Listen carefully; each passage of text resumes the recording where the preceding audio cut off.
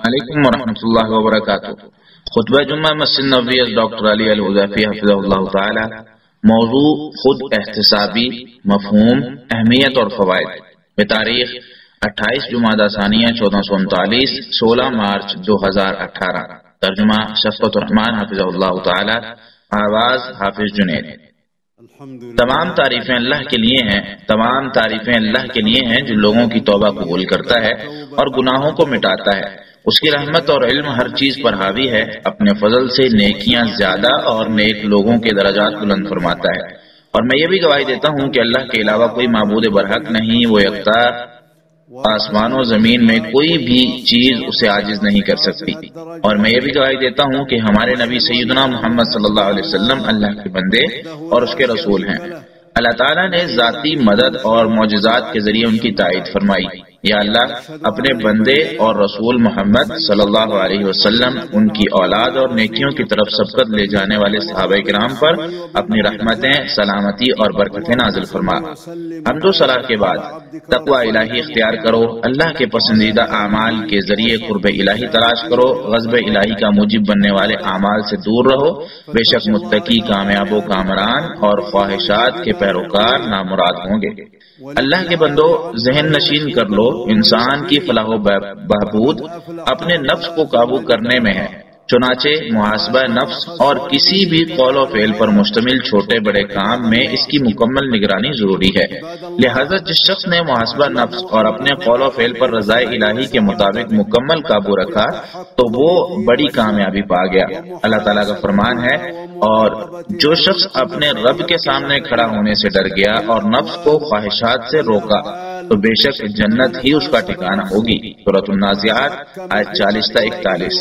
اسی طرح فرمایا، اور اپنے رب کے سامنے کھڑے ہونے سے ڈرنے والے کے لیے 2 جنتیں ہیں۔ سورۃ الرحمن آیت 46۔ ایسے ہی فرمایا، اے ایمان والو اللہ سے ڈرو، اور ہر شخص کو یہ دیکھنا چاہیے کہ اس نے کل کے لیے کیا بھیجا ہے، اور اللہ سے ڈرو، بے شک اللہ تعالیٰ تمہارے عملوں کے بارے میں خبر رکھنے والا ہے۔ سورۃ الحشر آیت 18۔ اسی طرح فرمایا، بے شک متقی لوگوں کو جب شیطان کی طرف سے کوئی وسوسہ لاحق ہوتا ہے تو اللہ کو یاد کرتے ہیں تو پھر وہ حقیقت سے آگاہ ہو جاتے ہیں۔ سورۃ الاعراف آیت 201۔ اور اللہ تعالیٰ کا فرمان ہے، اور میں قسم کھاتا ہوں ملامت کرنے والے نفس کی۔ سورۃ القیامہ آیت 2۔ مفسرین کا کہنا ہے کہ اللہ تعالیٰ نے ایسے نفس کی قسم اٹھائی ہے جو واجبات میں کمی اور بعض حرام کاموں کے ارتکاب پر بھی اپنے آپ کو ملامت کرتا ہے کہ نفس سیدھا ہو جائے۔ ابو ہریرہ رضی اللہ تعالیٰ عنہ سے مروی ہے کہ رسول اللہ صلی اللہ علیہ وسلم نے فرمایا، جو شخص اللہ تعالیٰ اور روز آخرت پر ایمان رکھتا ہے اسے چاہیے کہ اچھی بات کہے یا پھر خاموش رہے۔ بخاری و مسلم۔ یہ چیز محاسبہ نفس کے بغیر نہیں ہو سکتی۔ اور شداد بن اوس رضی اللہ تعالیٰ عنہ سے مروی ہے کہ نبی صلی اللہ علیہ وسلم نے فرمایا، عقل مند وہ ہے جو اپنے آپ کو پہچان لے اور موت کے بعد کے لیے تیاری کرے، اور عاجز وہ شخص ہے جو نفسانی خواہشات کے پیچھے لگا رہنے کے باوجود اللہ سے امید لگا بیٹھے۔ یہ حدیث حسن ہے۔ عمر بن خطاب رضی اللہ تعالیٰ عنہ کہتے ہیں، احتساب شروع ہونے سے پہلے اپنا محاسبہ کر لو، اپنا وزن کر لو اس سے پہلے کہ تمہارا وزن کیا جائے، اور بڑی پیشی کے لیے تیار کرو۔ محمون بن مہران رحمہ اللہ کہتے ہیں، متقی افراد اپنے نفس کا احتساب کنجوس شراکت دار سے بھی زیادہ سخت کرتے ہیں۔ ابن مسعود رضی اللہ تعالیٰ عنہ کہتے ہیں، مومن اپنے گناہوں کو پہاڑ کی چوٹی پر سمجھتا ہے اور اندیشہ رکھتا ہے کہ وہ اس پر آ گریں گی، جبکہ فاجر اپنے گناہوں کو مکھی کی طرح سمجھتا ہے جو اس کی ناک پر بیٹھے تو وہ اسے اڑا دے، یعنی ہاتھ کے اشارے سے اسے اڑا دیتا ہے۔ بخاری۔ مومن شخص خود احتسابی اور نگرانی جاری رکھتے ہوئے اچھی حالت پر نفس کو قائم رکھتا ہے۔ وہ اپنے افعال کا محاسبہ کرتے ہوئے عبادات اور اطاعت گزاری کامل ترین شکل میں بجا لاتا ہے۔ جو شخص اخلاص سے بھرپور بدعات، ریاکاری، خود پسندی سے پاک ہوتی ہیں، ایسے نیک اعمال کے ذریعے رضائے الہی اور اخروی زندگی کی تلاش میں رہتا ہے۔ مومن شخص خود احتسابی کرتے ہوئے نیکیاں نبی صلی اللہ علیہ وسلم کی سنت کے مطابق کرتا ہے، اور اس کی کوشش ہوتی ہے کہ اس کا عملی تسلسل نہ ٹوٹے۔ انہی کے بارے میں اللہ تعالیٰ نے فرمایا، اور جو لوگ ہمارے لیے کوشش کرتے ہیں ہم ان کی اپنے راستے کی طرف ضرور رہنمائی کرتے ہیں، اور بے شک اللہ تعالیٰ اس نے کارکردگی دکھانے والوں کے ساتھ ہے۔ سورۃ العنکبوت آیت 69۔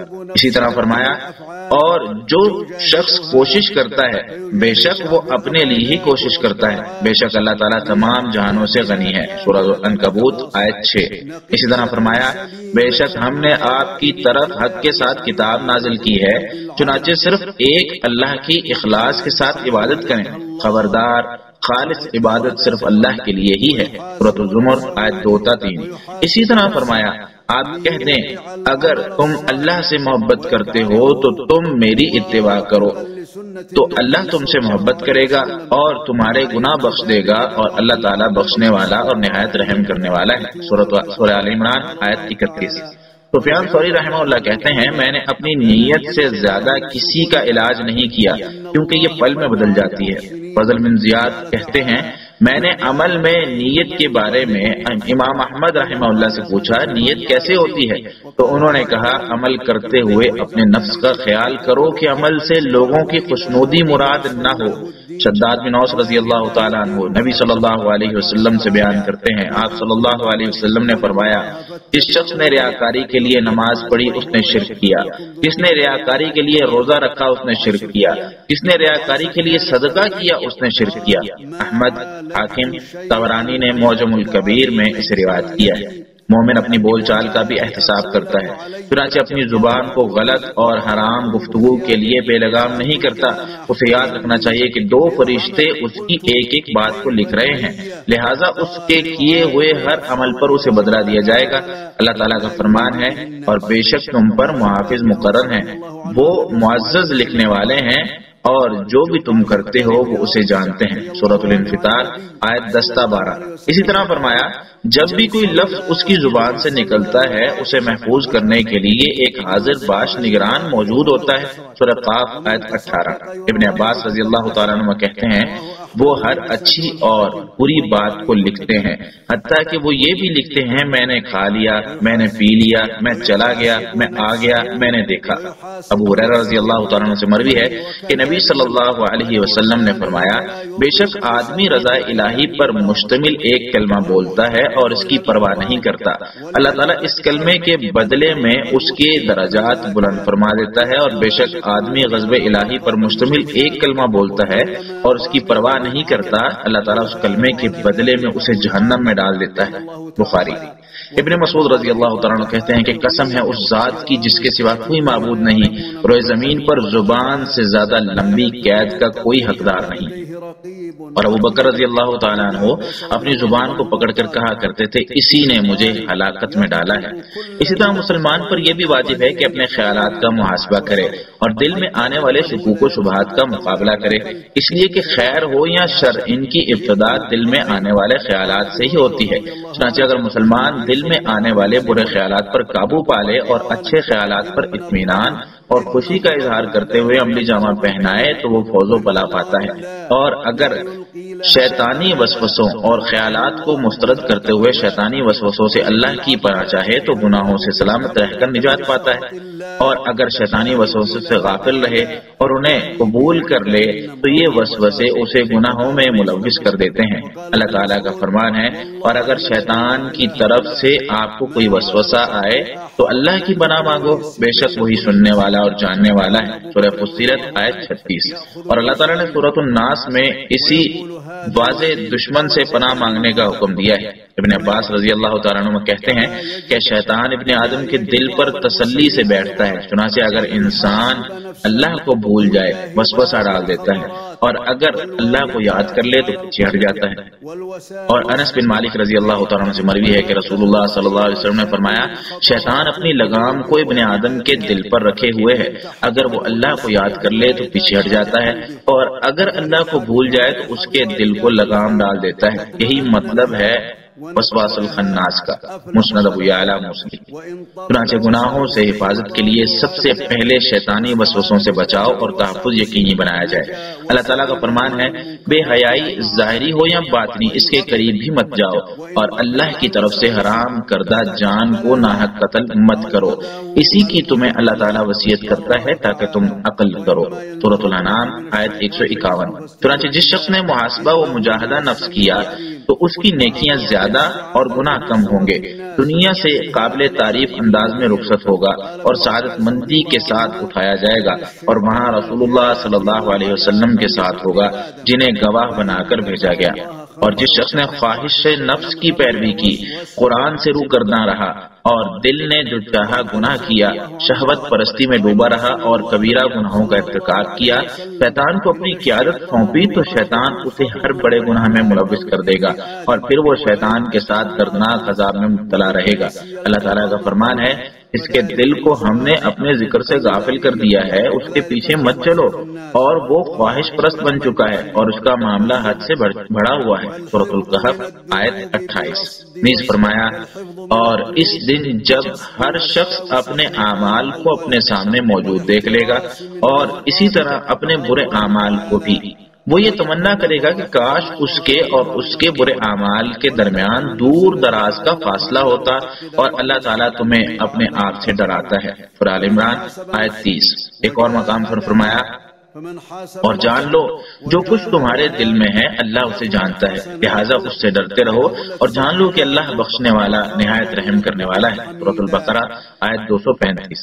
اللہ تعالیٰ میرے اور آپ سب کے لیے قرآن کریم کو خیر و برکت والا بنائے، مجھے اور آپ سب کو اس کی آیات سے مستفید ہونے کی توفیق دے، اور ہمیں سید المرسلین صلی اللہ علیہ وسلم کی سیرت و ٹھوس احکامات پر چلنے کی توفیق دے۔ میں اپنی بات کو اسی پر ختم کرتے ہوئے اللہ تعالیٰ سے اپنے اور تمام مسلمانوں کے گناہوں کی بخشش چاہتا ہوں، تم بھی اسی سے گناہوں کی بخشش مانگو۔ دوسرا خطبہ۔ تمام تعریفیں اللہ کے لیے ہیں، وہی قرآن کے ذریعے دلوں کو زندگی بخشتا ہے اور نیکیاں قبول فرما کر گناہوں سے درگزر فرماتا ہے۔ میں اسی کی حمد خوانی اور شکر بجا لاتا ہوں، اسی کی طرف رجوع کرتا ہوں اور اپنے گناہوں کی بخشش چاہتا ہوں۔ میں گواہی دیتا ہوں کہ اس کے علاوہ کوئی معبود برحق نہیں، وہ اکیلا اور یکتا ہے، وہی غیب کی باتیں جاننے والا ہے، اور میں یہ بھی گواہی دیتا ہوں کہ ہمارے نبی اور سربراہ محمد صلی اللہ علیہ وسلم اس کے بندے اور رسول ہیں۔ آپ نے لوگوں کو نیکی کی دعوت دی، یا اللہ اپنے بندے اور رسول محمد صلی اللہ علیہ وسلم، ان کی آل اور تمام سرچشمہ ہدایت اور روشن چراغ صحابہ کرام پر اپنی رحمت، سلامتی اور برکتیں نازل فرما۔ حمد و صلاح کے بعد تقوی الہی ایسے اختیار کرو جیسے تقوی اپنانے کا حق ہے، یہی تقوی دنیا اور آخرت کے لیے ذخیرہ ہے۔ اللہ کے بندو، زندہ دل وہی ہے جسے نیکی اچھی اور گناہ برا لگے، جبکہ وہ دل مردہ ہے جو گناہ پر بالکل درد محسوس نہ کرے اور کسی نیکی اور اطاعت پر خوشی بھی نہ ہو، اسی طرح گناہوں پر ملنے والی سزاؤں کا احساس تک نہ ہو۔ چنانچہ ایسے دل کو صحت اور دنیاوی ریل پیل دھوکے میں ڈال دیتی ہے، بلکہ کبھی یہ بھی سمجھ بیٹھتا ہے کہ اسے دنیاوی نعمتیں بطور تکریم نوازی گئی ہیں۔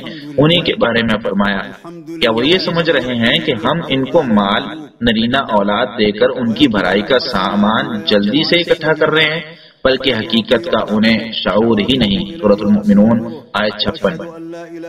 اور حذیفہ رضی اللہ تعالیٰ عنہ کی حدیث میں ہے کہ دلوں کو فتنے ایسے مسلسل درپے ہوتے ہیں جیسے چٹائی کے تنکے ایک دوسرے کے ساتھ ملے ہوتے ہیں، چنانچہ جو دل ان فتنوں کو مسترد کر دے تو اس کے دل میں ایک سفید نقطہ لگا دیا جاتا ہے، اور جو دل فتنوں کو اپنے اندر جگہ دے دے تو اس کے دل پر ایک سیاہ نقطہ لگا دیا جاتا ہے، حتیٰ کہ دلوں کی دو قسمیں بن جاتی ہیں۔ ایک بالکل صاف ستھرا دل جیسے سخت چٹان ہو، اسے زمین و آسمان کے قائم رہنے تک کوئی فتنہ نقصان نہیں دیتا، اور دوسرا دل سیاہ خاکی مائل الٹے مشکیزے کی طرح ہوتا ہے، جو نیکی کو نیکی اور برائی کو برائی نہیں سمجھتا، اسے من لگی بات ہی سمجھ میں آتی ہے۔ اگر انسان اپنا محاسبہ نہ کرے تو دل کی تمام بیماریاں دل کو دائمی مریض یا سرمدی موت سے دوچار کر دیتی ہیں۔ احتیاط اور فائدے کا یہ پہلو ہے کہ انسان دن رات ہفتہ وار ماہانہ اور سالانہ محاسبہ کرے تاکہ اسے نقصان دہ راستوں کا علم ہو اور توبہ کر لے، اسی طرح کمی کوتاہی کو پورا کر لے۔ ممکن ہے کہ اس کی یہ کاوش اللہ کے ہاں قابل ستائش ٹھہرے اور حسن خاتمہ کا موقع مل جائے۔ مومن ہمیشہ زندہ دل صاحب بصیرت ہوتا ہے، اگر اسے کچھ مل جائے تو شکر، گناہ کرے تو استغفار، مصیبت آن پڑے تو صبر کرتا ہے۔ مومن کے دل میں ضمیر غفلت سے بیدار اور تباہی کی جگہوں سے چوکنا رکھنے کے لیے ہمہ وقت تیار ہوتا ہے۔ ایک حدیث میں ہے کہ رسول اللہ صلی اللہ علیہ وسلم نے ایک خط مستقیم کھینچا اور اس کی دونوں جانب خطوط کھینچے۔ خط کے سرے پر ایک پکارنے والا ہے اور اس سے اوپر ایک واعظ ہے۔ خط مستقیم سے مراد اللہ کا راستہ ہے، اس کے سرے پر پکارنے والے سے مراد کتاب اللہ ہے، اور اس سے اوپر نصیحت کرنے والا واعظ ہر مومن کے دل میں موجود نصیحت کرنے والا ضمیر ہے، جبکہ دائیں بائیں خطوط گمراہی، حرام کاموں کے راستے ہیں۔ اللہ کے بندو، یقیناً اللہ اور اس کے فرشتے نبی پر درود بھیجتے ہیں، اے ایمان والو تم بھی ان پر درود و سلام پڑھو۔ سورۃ الاحزاب آیت 56۔ اور آپ صلی اللہ علیہ وسلم کا فرمان ہے کہ جو شخص مجھ پر ایک بار درود پڑھے گا اللہ تعالیٰ اس پر 10 رحمتیں نازل فرمائے گا۔ کہ سید الاولین والآخرین اور امام المرسلین پر درود پڑھو۔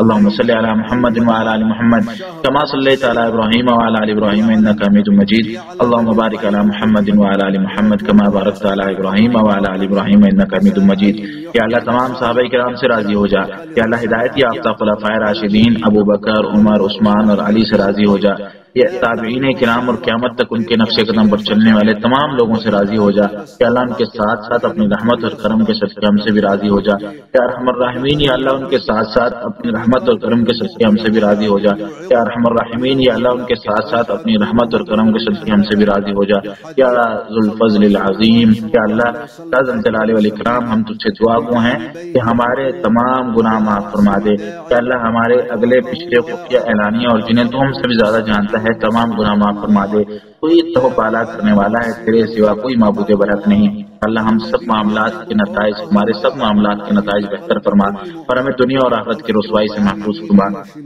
یا اللہ ہمارے دلوں کو نفاق سے پاک فرما، ہمارے اعمال کو ریاکاری سے محفوظ فرما، ہماری زبانوں کو جھوٹ سے تحفظ عطا فرما اور ہماری آنکھوں کو خیانت سے بچا لے یا رب العالمین۔ یا اللہ ہم برے تقدیری فیصلوں، بدبختی، سخت آزمائش اور دشمنی کی پبتی سے تیری پناہ چاہتے ہیں۔ یا اللہ ہم تجھ سے ابتدا سے انتہا تک، ظاہری اور پوشیدہ، اول تاخیر، ہر قسم کی بلائی اور جنت میں بلند درجات کا سوال کرتے ہیں یا ذو الجلال والاکرام۔ یا اللہ مسلمانوں کی مشکلات حل فرما دے، یا اللہ مسلمانوں کی مشکلات حل فرما دے، یا اللہ مسلمانوں پر اترنے والی مصیبتوں کو رفع فرما دے، یا اللہ مسلمانوں پر نازل ہونے والے عذاب کا خاتمہ فرما دے، یا اللہ مسلمانوں پر رحم فرما، یا اللہ امت محمدیہ پر رحم فرما، یا اللہ مقروض مسلمانوں کے قرضے چکا دے، یا اللہ بیمار مسلمانوں کو شفا یاب فرما، یا اللہ بیمار مسلمانوں کو شفا یاب فرما، یا اللہ بیمار مسلمانوں کو شفا یاب فرما یا رب العالمین۔ یا اللہ ہمیں شریر لوگوں سے محفوظ فرما، یا اللہ ہمیں اور تمام مسلمانوں کو نفسوں اور بداعمال کے شر سے محفوظ فرما، یا اللہ ہمیں اور تمام مسلمانوں کو نفسوں اور بداعمال کے شر سے محفوظ فرما اور ہمیں ہر شریر کے شر سے محفوظ فرما یا رب العالمین۔ یا اللہ ہمیں اور ہماری اولاد کو شیطان اور شیطانی چیلوں سے، شیطانی لشکروں سے محفوظ فرما یا رب العالمین۔ یا اللہ مسلمانوں کو شیطان اور شیطانی چیلوں اور شیطانی لشکروں سے محفوظ رکھ، بے شک وہ ہر چیز پر قادر ہے۔ یا اللہ ہم انسانی اور جناتی تمام شیطانوں سے تیری پناہ چاہتے ہیں۔ یا اللہ ہمیں اپنی بندگی اور اطاعت میں مگن فرما، یا اللہ ہمیں تیری نافرمانی سے محفوظ فرما یا رب العالمین۔ یا اللہ تیری نعمتوں کے زوال، تیری اچانک پکڑ اور تیری جانب سے ملنے والی عافیت کی تبدیلی سے تیری پناہ چاہتے ہیں۔ یا اللہ اپنی رحمت کے صدقے تمام مسلمان فوج شدگان کی بخشش فرما، یا اللہ تمام مسلمان فوج شدگان کی بخشش فرما، یا اللہ ان کی قبروں کو منور فرما، ان کی نیکیوں میں اضافہ فرما، ان کی کوتاہیوں سے درگزر فرما یا ذو الجلال والاکرام یا ارحم الراحمین۔ یا اللہ ہم تجھ سے دعا گو ہیں کہ امت محمدیہ پر رحم فرما۔ یا اللہ شام میں نازل ہونے والی مشکلات حل فرما، مصیبتیں اور تنگیاں امت محمدیہ سے دور فرما۔ یا اللہ شام میں ظلم اور جارحیت ڈھانے والوں پر اپنی پکڑ نازل فرما یا رب العالمین۔ یا اللہ اپنے دین، قرآن اور سنت نبی کا بول بالا فرما یا رب العالمین یا قوی یا متین۔ یا اللہ مسلم ممالک میں پھوٹنے والے فتنوں کو بسم فرما دے۔ یا اللہ ہمارے فوجیوں کی حفاظت فرما یا رب العالمین۔ یا اللہ ہمارے فوجیوں کی حفاظت فرما، بے شک تو ہر چیز پر قادر ہے۔ یا اللہ ہمارے فوجیوں کی دینی، مالی، معاشی اور خانگی ہر اعتبار سے حفاظت فرما یا ذو الجلال والاکرام۔ یا اللہ ہم تجھ سے جنت اور اس کے قریب کر دینے والے ہر قول و فعل کا تجھ سے سوال کرتے ہیں۔ یا اللہ ہم تجھ سے جہنم اور اس سے دور کر دینے والے ہر قول و فعل سے پناہ مانگتے ہیں۔ یا اللہ اپنے بندے خادم الحرمین الشریفین کو اپنے پسندیدہ کام کرنے کی توفیق عطا فرما۔ یا اللہ ان کی تیری مرضی کے مطابق رہنمائی فرما اور ان کے تمام اعمال اپنی رضا کے لیے قبول فرما۔ یا اللہ ہر اچھے نیکی کے کام کی انہیں توفیق دے اور اس کی نیکی اور تقوی والی عمر میں برکت فرما، بے شک وہ ہر چیز پر قادر ہے۔ اس کے دونوں ولی عہد کو بھی تیرے پسندیدہ کام کرنے کی توفیق عطا فرما اور ان کی تیری مرضی کے مطابق رہنمائی فرما یا رب العالمین۔ یا اللہ ہمیں بارش عطا فرما، یا اللہ ہمیں بارش عطا فرما، یا اللہ ہمیں بارش عطا فرما۔ یا اللہ اس بارش کو ہمارے لیے خیر و برکت والی بنا، بے شک وہ ہر چیز پر قادر ہے۔ اللہ کے بندو، اللہ تعالیٰ تمہیں عدل و احسان اور قریبی رشتہ داروں کو مال دینے کا حکم دیتا ہے اور تمہیں فحاشی، برائی اور سرکشی سے روکتا ہے۔ اللہ تعالیٰ تمہیں باز کرتا ہے تاکہ تم نصیحت پکڑو सूरह अन-नहल आयत 90। अल्लाह का तुम जिक्र करो, वो तुम्हें कभी नहीं भूलेगा। उसकी नेमतों पर शुक्र अदा करो, वो तुम्हें और ज्यादा इनायत करेगा। अल्लाह का जिक्र बहुत बड़ी इबादत है और अल्लाह ताला जानता है जो भी तुम।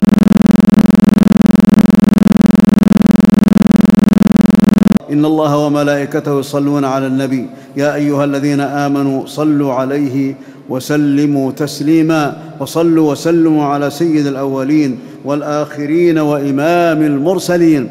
اللهم صل على محمد وعلى آل محمد كما صليت على إبراهيم وعلى آل إبراهيم إنك حميد مجيد.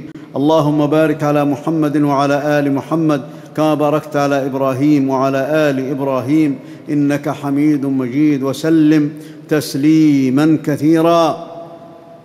اللهم وارض عن الصحابة أجمعين وعن الخلفاء الراشدين الأئمة المهديين أبي بكر وعمر وعثمان وعلي وعن سائر أصحاب نبيك أجمعين وعن التابعين ومن اتبعهم بإحسان إلى يوم الدين. اللهم وارض عنا معهم بمنك وكرمك ورحمتك يا أرحم الراحمين. اللهم وارض عنا معهم بمنك وكرمك ورحمتك يا ذا الفضل العظيم. اللهم إنا نسألك يا ذا الجلال والإكرام أن تغفر لنا ذنوبنا. اللهم اغفر لنا ما قدمنا وما أخرنا وما أسررنا وما أعلنا وما أنت أعلم به منا، أنت المقدم وأنت المؤخر، لا إله إلا أنت. اللهم أحسن عاقبتنا في الأمور كلها وأجرنا من خزي الدنيا وعذاب الآخرة. اللهم طهر قلوبنا من النفاق وأعمالنا من الرياء وألسنتنا من الكذب وأعيننا من الخيانة يا رب العالمين.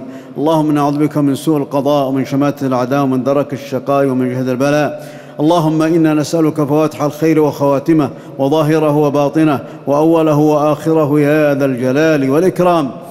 اللهم نفس كرب المكروبين من المسلمين.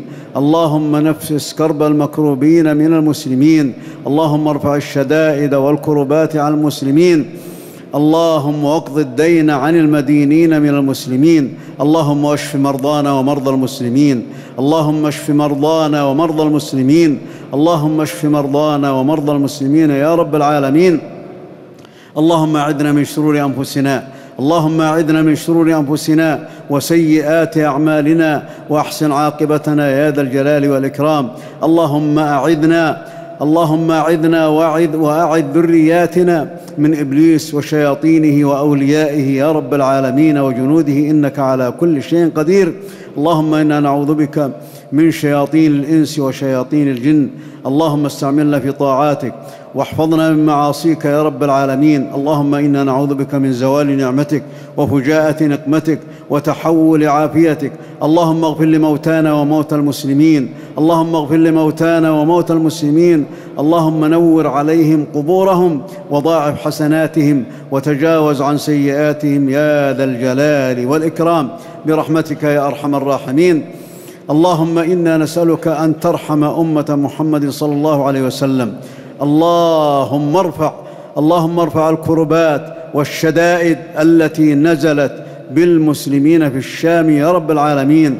اللهم عليك بمن ظلمهم واعتدى عليهم يا رب العالمين.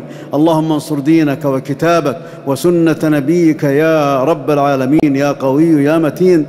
اللهم اطفئ الفتن التي اشتعلت في بلاد المسلمين. اللهم احفظ جنودنا يا رب العالمين. اللهم احفظ جنودنا إنك على كل شيء قدير. اللهم احفظهم في دينهم وأموالهم وفي أهليهم يا ذا الجلال والإكرام. اللهم إنا نسألك يا الله الجنة وما قرب إليها من قول وعمل وأعوذ بك من النار وما قرب إليها من قول وعمل.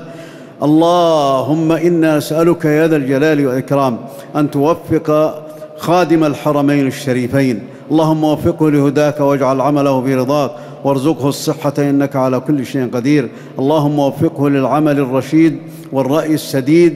اللهم وانفع به الإسلام والمسلمين يا رب العالمين.